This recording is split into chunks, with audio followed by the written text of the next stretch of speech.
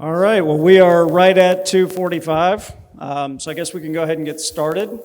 We've got 45 minutes, and I'm actually really excited to do nothing more than moderate this next session. I've been a fly on the wall listening to these folks talk and plan, and they've got some really, really great insights that they're going to share over the next 45 minutes or so.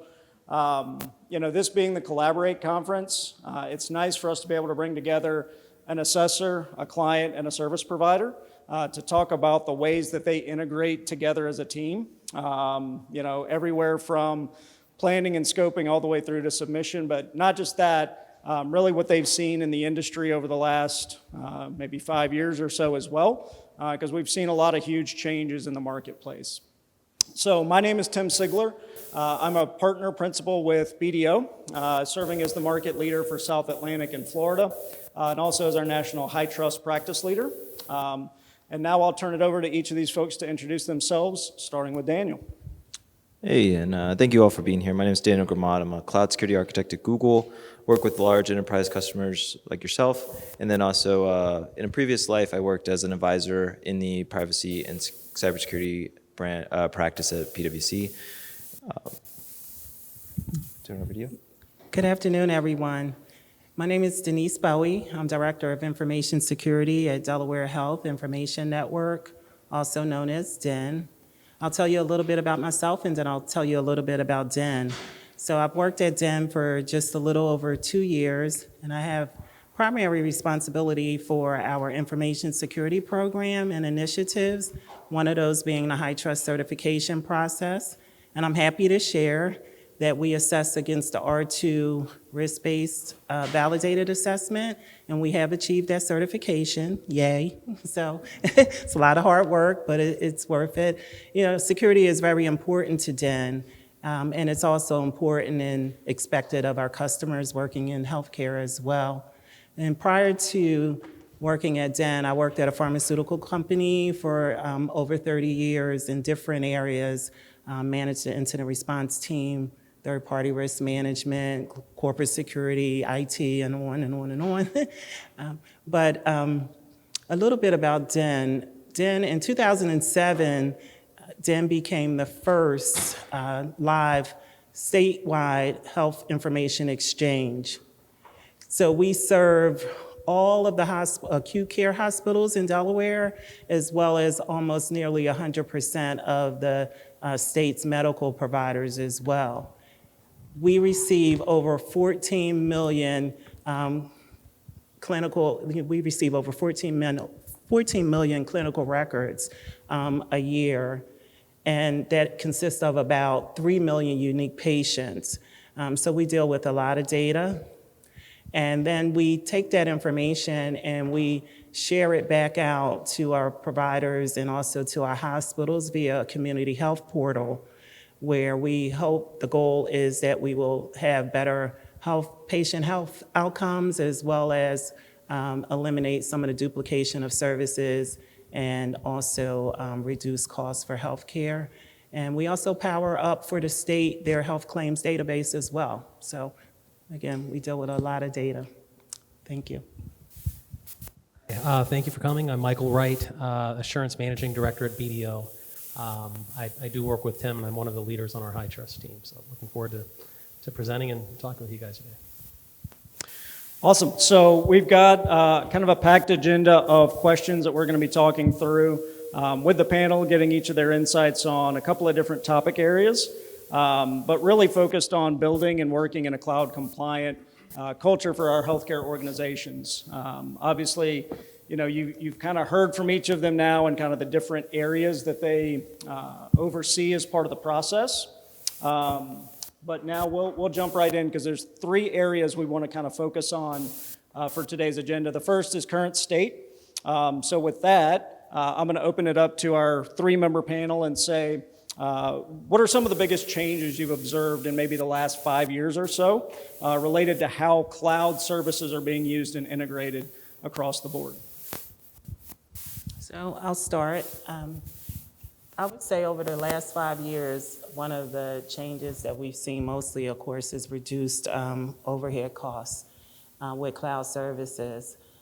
We also see better, work-life balance, because when you think about the way that we used to work with servers and having to have, when they were on-prem, having staff that you would have to have pretty much around the clock or on, standby, and just the cost of maintaining on-prem services was a lot of overhead for a company. And so those are some of the biggest challenges we've seen, but also, improved security, reliability, and just the performance of our services.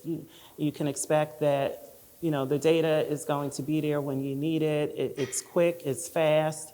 And so those are some of the biggest, changes I would say over the last 5 years that we've seen, at least at Den. To add to that kind of ease of use, I think people are getting past the initial learning curve and starting to mature from a security aspect and compliance aspect and even privacy as well. And then they're able to hold like service providers like Google or other ones that are out there more accountable to the shared responsibility model, and they're understanding more about what they own versus what Google owns. And so some of those kind of early adapters that were getting into the space, maybe 10 years ago, 5 years ago, they've now really matured and been able to accelerate their workloads and moving to an on-cloud kind of world.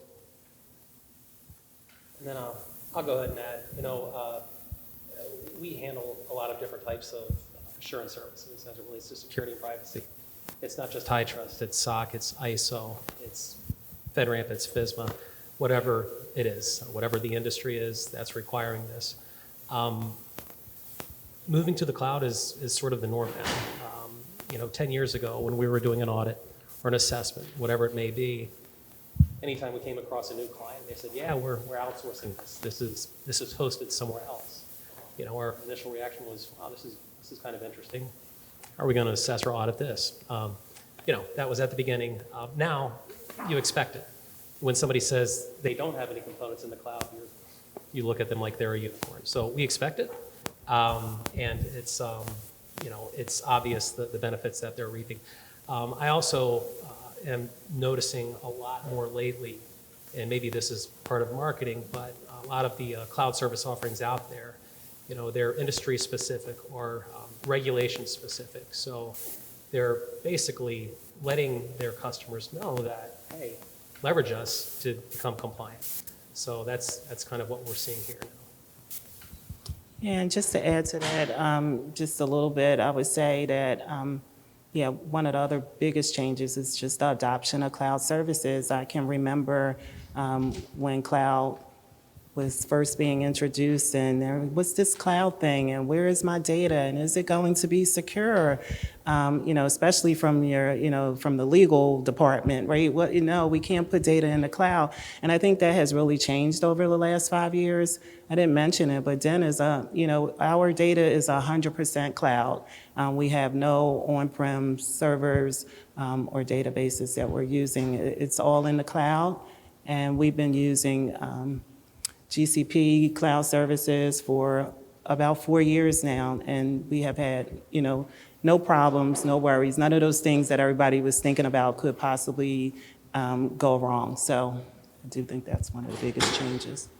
Yeah, no, that's a great point. And I know when we were talking, one of the things you talked a lot about was the ease of use, right? So maybe kind of sticking with that theme, what are some of those primary benefits that you as the client organization, right, are seeing from your cloud adoption? Yeah.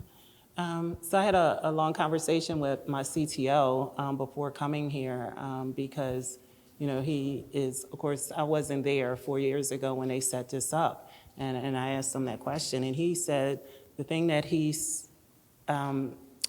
he believes is the best benefit is the flexibility, just the flexibility of cloud services, being able to create or have a new server within a few minutes, rather than, he said he can go and open up a new server, have a new server within 2 to 5 minutes.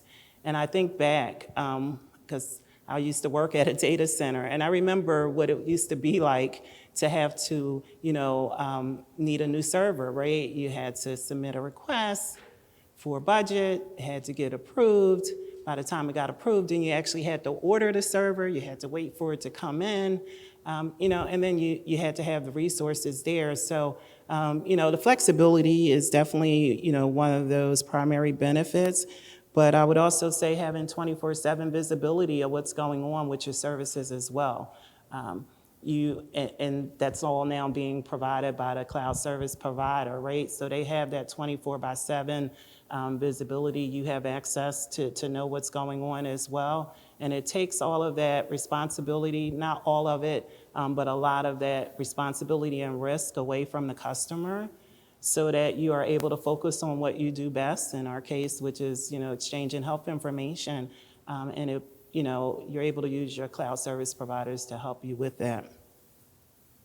And lastly, I would say also the regulatory compliance piece of it, going through the HITRUST certification process, it makes it easier for us when we get to those questions about, where our data is stored and saved, because we're working with a cloud service provider that is also certified and has all of the proper controls in place. And so it's just one of those domains that we know we're not going to have to worry about too much.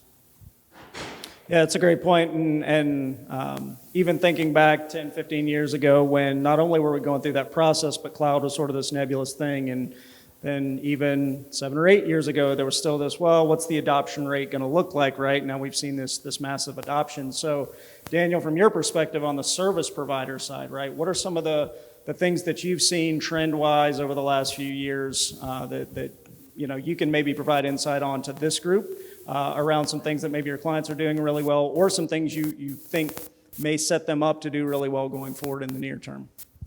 Yeah, so I would say AI ML. It's I know before everyone rolls their eyes and thinks this is the Google guy in the room with a buzzword, trust me, I'm going with somewhere and I'll land this plane. You're probably, if you're using Google or really Azure or AWS, there's a lot of this automation already built in, and AI and ML or algorithms that are being leveraged. For example, with Google, a off-the-shelf product is our sensitive data protection, which is formerly known as DLP. Probably a lot of you that work in Google have used this, especially in the healthcare space. It helps mask data before, let's say healthcare data, before it actually gets shipped to the end user. So your social security number or maybe some health records would be redacted, just so it's not identifiable to you. Well, that simply right there is using machine learning to figure out the patterns and then mask the appropriate data so that the data doesn't get shown. There's also kind of a newer feature this year was attack path simulation. So within the Google Cloud ecosystem, it's constantly monitoring and trying to attack itself and then mapping those pathways out. And that's kind of the machine learning of understanding vulnerabilities. But then there's actually a generative AI part of it, of boiling up the vulnerabilities into a risk score, taking that risk score and saying, hey, at the C-suite level, let's go talk to the CISO or the CTO about why this matters and kind of maybe a way that they understand, but then also writing out very succinct steps to the engineer to go remediate the issue. And then finally, whenever it comes to identity access management, we have a policy intelligence tool that will look back over 90 days and understand the patterns of what a user would use and what the user would not use, and then make recommendations to say, hey, what that user has wildly over permissive permissions. Let's go remove 10 of those roles because they don't actually need them, and it's more of a risk to have them than not. So those are kind of again, AI, ML, artificial intelligence, machine learning, those things, buzzwords, but there's actually really some practical things that are being used today that will continue to drive forward and be implemented across more parts of the platform to help users. Yeah, so great points, and Michael, I'll go to you next, and this is one of those things that is the external assessor. A lot of those buzzwords are the ones that start to make me a little bit nervous as the guy signing off on the assessments on the back end. But before we get into the challenge piece, maybe talk a little bit about the benefits that you've seen in terms of scope management and things like that as an external assessor. Sure. So, right off the bat, defining your scope boundaries of your system. The first time you go through any sort of an audit or an assessment, that is the hardest and the most important thing to do. When you're leveraging your systems or your services in the cloud, in that cloud environment, and as many things as possible reside there, it makes it a little bit easier and more straightforward. So, right off the bat, scope management is an immediate benefit. I think in alignment with that, what you're allowed to do when everything is in a cloud environment, or most of your system components are, is you can control the flow of your PHI or CUI or whatever the regulated data is you're supposed to protect, right? You can define what the scope is, but it doesn't necessarily mean that the data that you're charged with protecting is going to stay there, right? So data loss prevention, perfect example. That's a standardized service that comes with GCP. And it comes with all the big cloud providers. So again, great benefit there. I think the other obvious benefit is you can leverage the maturity of these larger organizations that have these standard services, right? And that also minimizes your risk exposure through shared ownership, right? They take responsibility of some of these things. If it's FedRAMP, it's going to be defined within their system security plan, some of those other things. If it's HITRUST, it's going to be part of their inheritance program. You can inherit those controls for compliance. So just wanted to kind of tie it back to HITRUST there. So. Yeah, absolutely. So we spent a little bit of time talking about current state, but obviously with any change in technology, there's going to come with some level of challenge there. So I want to kind of get each of you to talk to your perspective on the challenges that you've seen with some of these integration projects. So Daniel, maybe starting with you from the provider perspective, what are probably the most common challenges that you've seen as your clients have made that transition? Yeah, so I think the challenges come out of people, process, and tech. I'll address kind of all three of those. From a people side, the past 4 years, we're coming up almost on 4 years of like the first cases of COVID, and all supply chains have been disrupted, even the people kind of aspect of that. It's just hard to find talent and keep people and make sure that they're happy. So I think that's just a overarching part of this. But then the process, as you're adapting and you're adapting into this new culture, way of life of cloud, it is a challenge of just getting people on board with that culture and kind of leaving behind the on-prem mindset or legacy mindset. And then the tech, this idea of like lifting and shifting that people got sold on, it's not necessarily that way.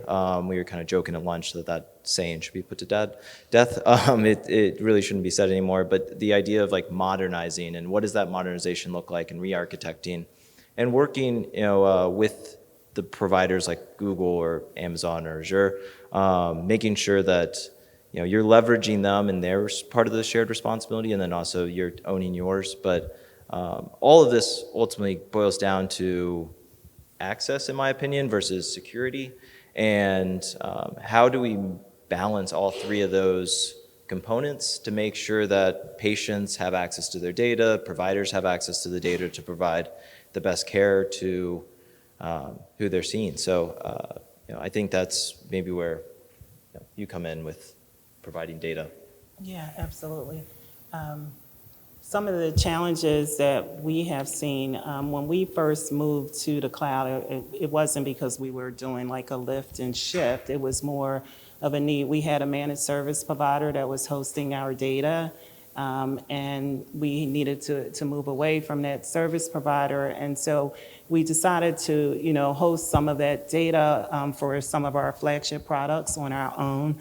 But we still had a need for storage, right? And efficiency of things like our audit logs and some of our other data that we needed to store.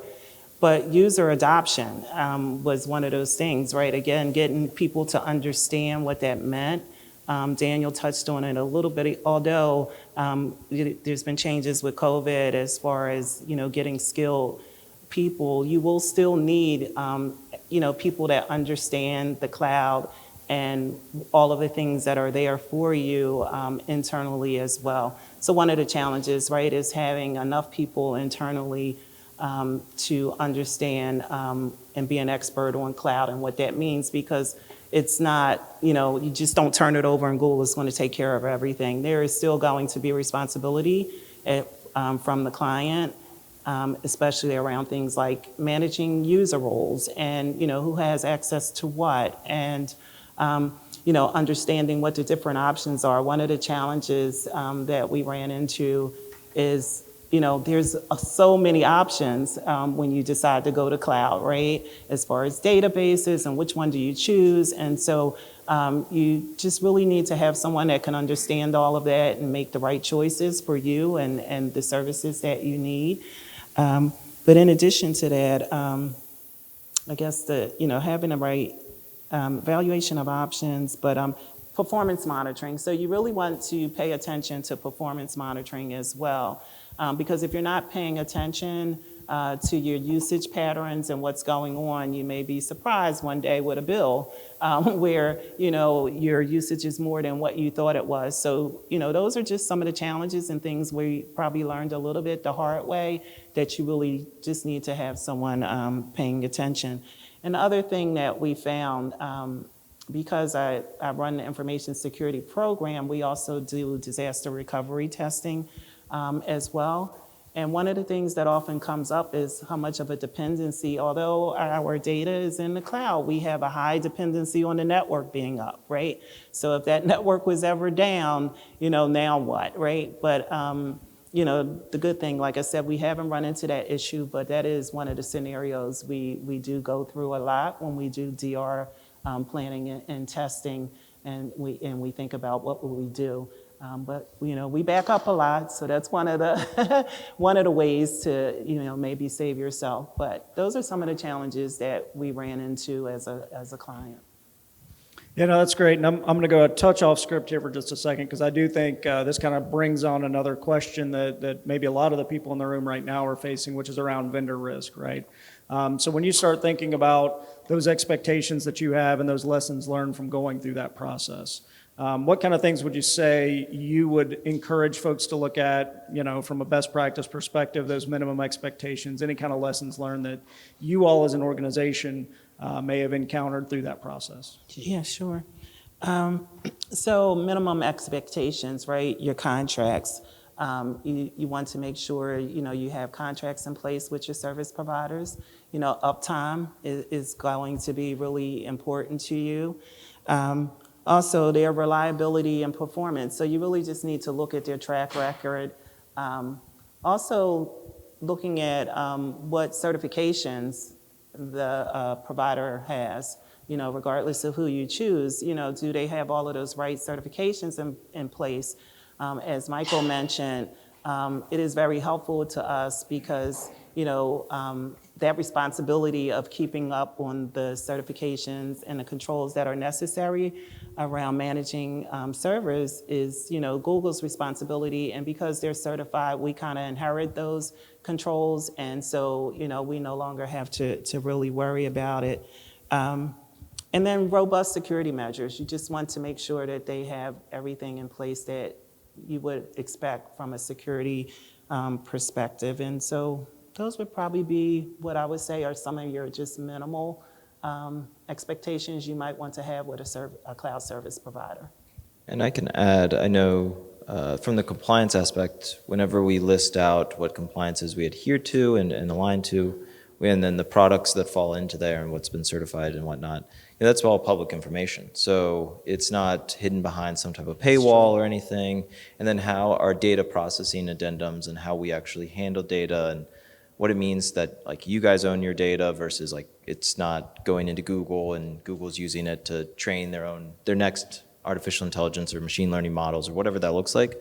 That's all, again, worth a Google search and reading up on and public knowledge, and it doesn't change. That kind of level of standard is across all of our customers.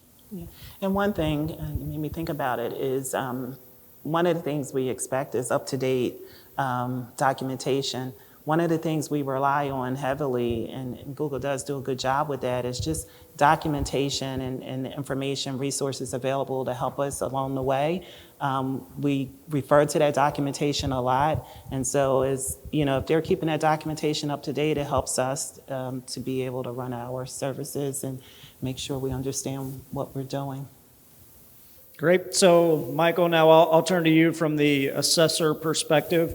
I know obviously we've had these conversations as we've worked on engagements, typically around things like vendor risk, right? And what are our clients doing to satisfy some of the requirements there? But not only that, just things around data ownership and scope creep and those sorts of things. So I'd love to hear your perspective on that.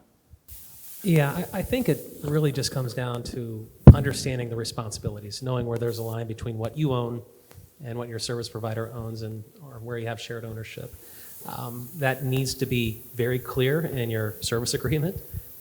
There should be service levels defined there that you should be monitoring. That forces you to periodically and really continuously monitor, how those services are operating. If you haven't heard from your service provider in a while and you're just hoping that things are okay, you shouldn't be in that position. So periodic reviews, touch bases, communication, coordination. You need to know who you need to go to. If you have a question, you need to know who to contact and where to go if there is a potential incident. On the same side there, if there's an incident or a disaster event on their side, they need to know who to communicate with you on your side. So communication, coordination, understanding responsibilities. It's really as simple as that. Yeah, and obviously a big component to that, we keep mentioning vendor risk, right? But that's obviously a big component of what you're touching on, making sure that you're really assessing your potential partner in this implementation. And really, if that's done properly, then when we come in on the back end to do any sort of assessment, those documents are already there and in place, right? So it makes it easier on the assessor side. So we've kind of talked about the current state, the common challenges. Obviously, now we want to talk a little bit more about reliance, inheritance, that sort of thing. So Daniel, I'll maybe start with you. You're probably getting a lot of these requests. Daniel's got to leave shortly here this afternoon, so I don't know that he's around for Google support later today. We try to get him to stick around, but maybe talk a little bit about some of those things that you see when clients are asking around inheritance that you view as kind of best practices there. Yeah, so having a dedication infrastructure as code and the auditability that an assessor can come in and kind of see how things were built in a very strategic way, having a level of automation to leverage the tools appropriately and not kind of go out of your way to break the inheritance of the compliance. And then again, the leverage of, I know we keep going back to it, and maybe we shouldn't say shared responsibility, but the ability to collaborate, because we're at a Collaborate conference, is collaborating with those service providers so that we very clearly understand. So with HITRUST, we actually have a matrix, a Google Cloud matrix with HITRUST that says, this is what the Google owns, this is what the customer owns, and this is actually how you implement to become HITRUST. And you can follow the matrix through different use cases and whatnot. And it's on the website. So it's worth checking out and reading through. But that ability to collaborate with a service provider like Google, I think is very key. Yeah, there's certain things that when you guys are going in and looking at that and updating it and working with your clients that kind of stick out in terms of, this client, does that in a really good way in terms of how they communicate some of those requests, changes, et cetera? Yeah, I would say that some just best case is trying to, I set up office hours, so I have with a lot of my customers. So weekly, twice a week, we'll meet and we'll just have open kind of discussion about what's working, what's not working, how to deep dive into things, and that's where kind of I'm architecting for them a use case, what's coming up down the line of, okay, this is where the DLP tool is, sensitive data protection now. It's recently changed in the past couple weeks, so forgive me. But this is how it would be best used here to accomplish this control. and mapping every use case that you're trying to accomplish or every security control back to a regulation is very helpful.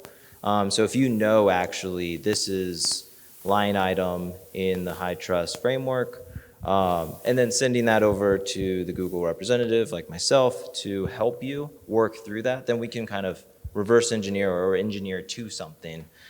Those are kind of the best practices, is having a point of view and what you're working towards.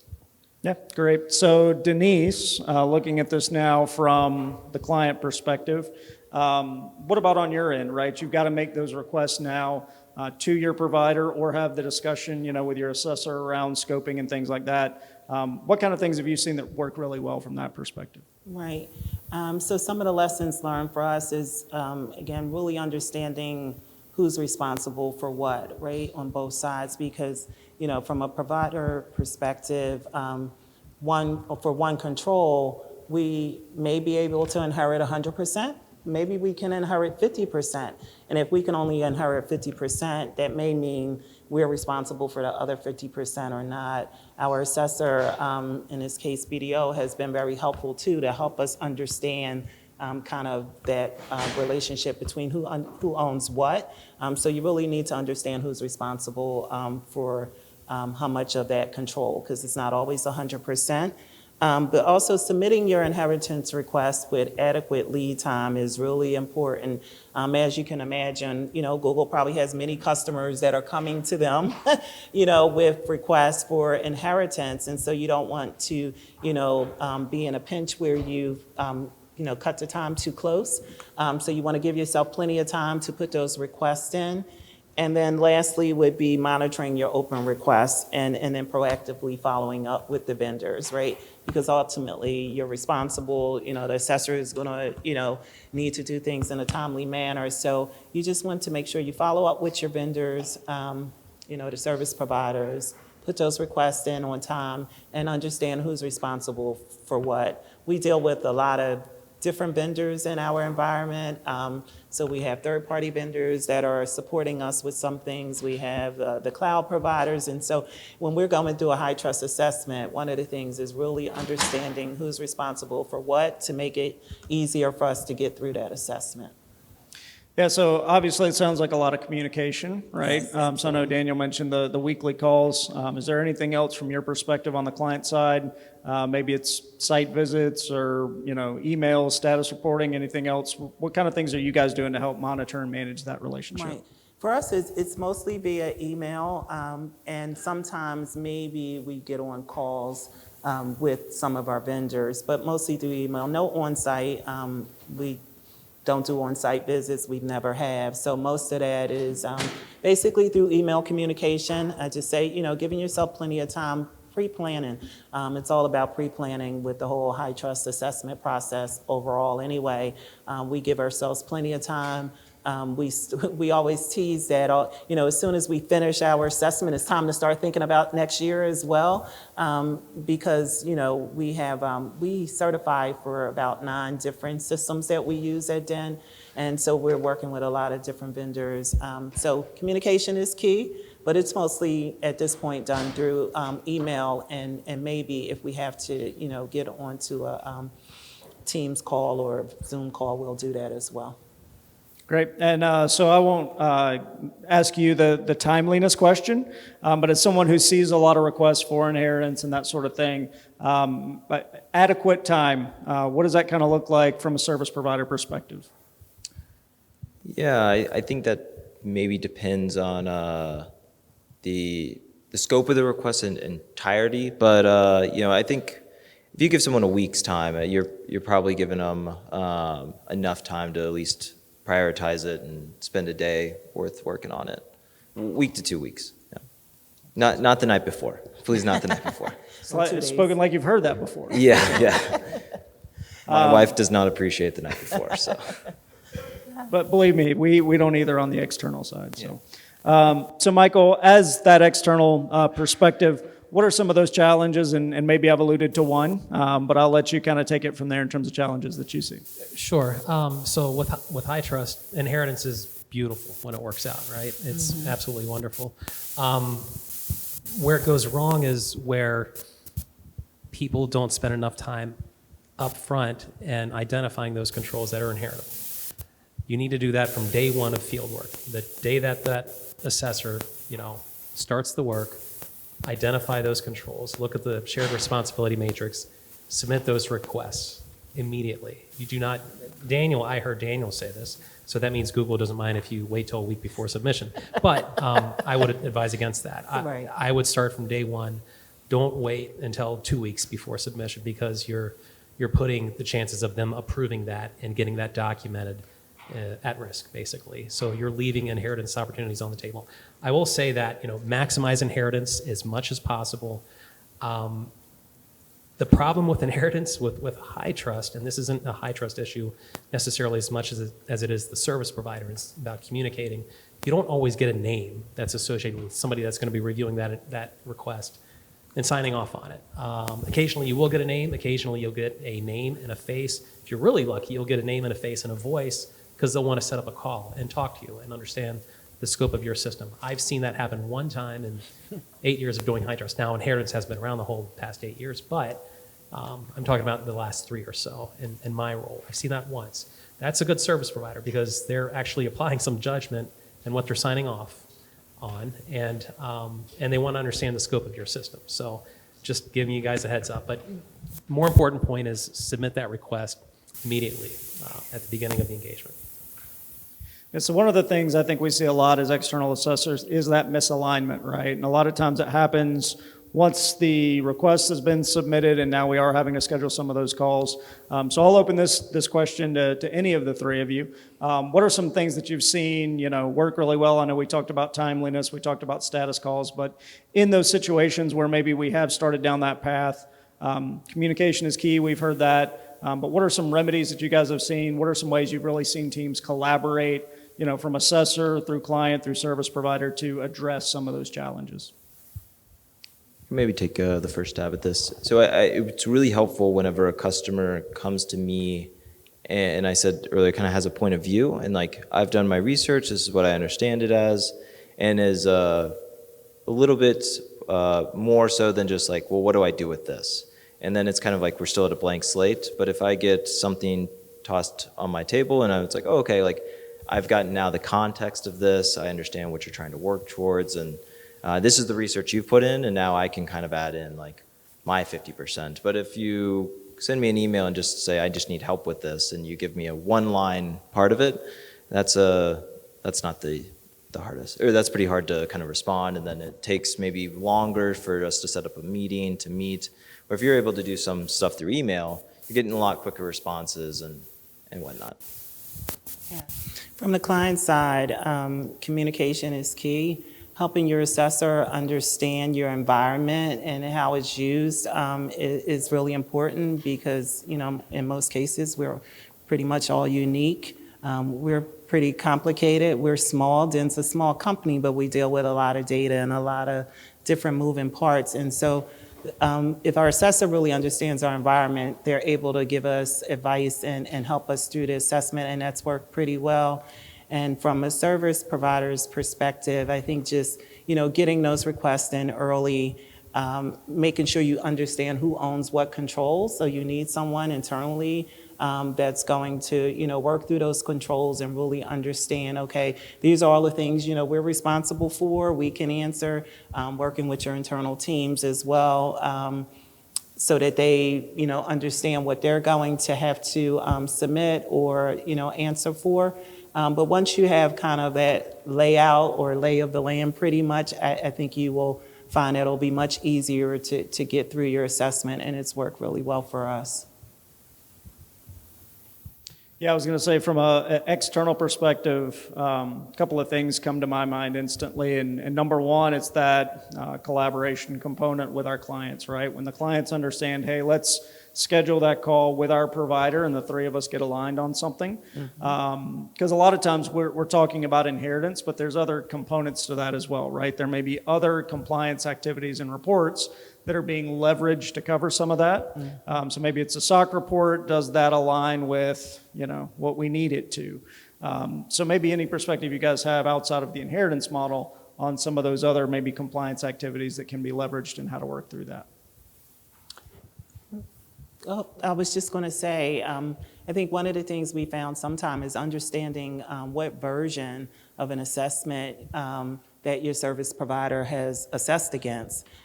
We ran into that in one situation where, we decided to up version our higher trust assessment, and then when we went to inherit, that vendor is using a lesser version of a high trust assessment. And so there may be a gap in some controls there, and so you need to be mindful of that as well. Yeah, if I can just chime in on that, timeliness of those reports, whether it's a high trust certification or a SOC or an ISO, it needs to be timely, meaning it needs to be current or as close to current as possible. I'll also say, I've seen as an auditor or an assessor, I've seen this with SOC, I've seen this with high trust and other assessments, you have to continuously monitor your cloud service providers. Just because you're paying the money doesn't mean that they're running in the way they should be. So you have to be aware of what you have, what you're owed, what you're responsible for, that it's operating. How often do you go back in there and look at the settings to see that those services are actually enabled and that they're turned on and that they're running and they're running effectively? Most people don't even go and look at that until something goes wrong. There are going to be cases where you'll replace one cloud service provider with another. So you're going to retire those services.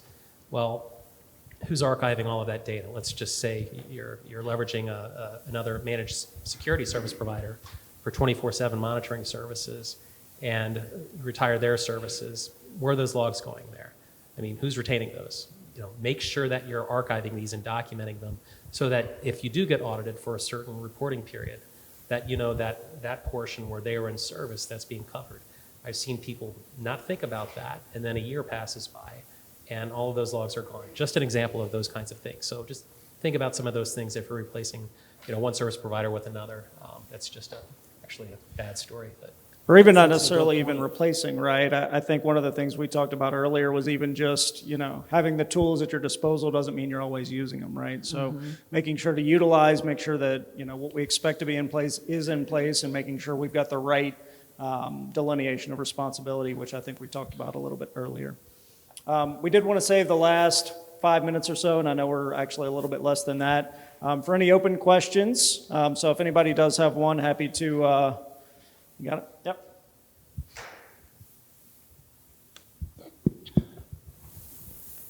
So as I was listening to you talk about the inheritance piece, I had a little bit of confusion from what I heard yesterday during a workshop. So I wanted to kind of ask you about this.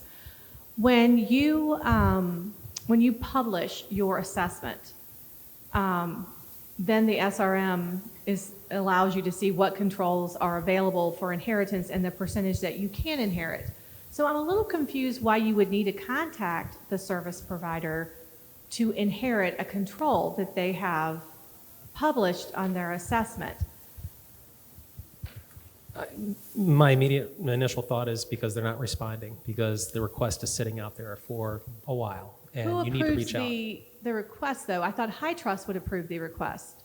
No, High Trust is the mechanism for you to request from the service provider. Yeah, so like in most situations, the shared responsibility matrix is a guide, and it goes to, like in Google's case, it would go to someone at Google to approve those, because the client, so like Den, would be requesting Google to provide that reliance over.